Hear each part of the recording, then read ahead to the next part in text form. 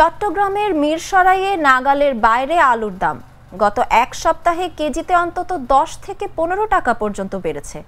বিক্রেতাদের শঙ্কা আলুর দাম আরও বাড়তে পারে। বাজার ঘুরে দেখা যায় খুচরা বাজারে ডায়মন্ড নামে পরিচিত বিক্রমপুরের আলু 70 টাকা কেজিতে বিক্রি হচ্ছে। পাইকারি বাজারে 5 কেজি বিক্রি হচ্ছে 330 থেকে 350 টাকায়, কেজিতে পড়ছে 66 থেকে 70 টাকা।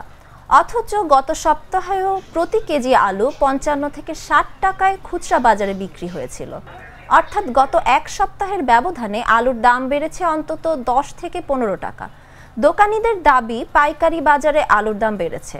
68 থেকে 69 টাকায় প্রতি কেজি আলু পাইকারি বাজার থেকে কিনতে হচ্ছে।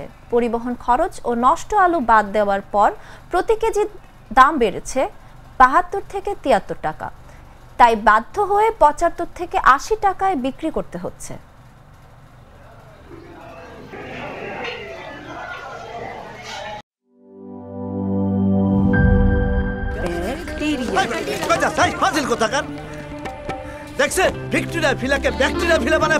বলবেই তো, আপনি তো বাড়িতে ব্যাকটেরিয়ার চাষ করেন আর বাড়ির সবাই মিলে তাই খান।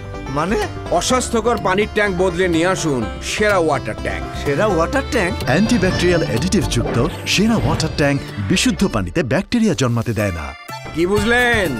বুঝলাম, সেরা হলো ব্যাকটেরিয়া মুক্ত দীর্ঘস্থায়ী ওয়াটার ট্যাঙ্ক। সেরা ওয়াটার ট্যাঙ্ক ব্যাকটেরিয়া মুক্ত দীর্ঘস্থায়ী ট্যাঙ্ক।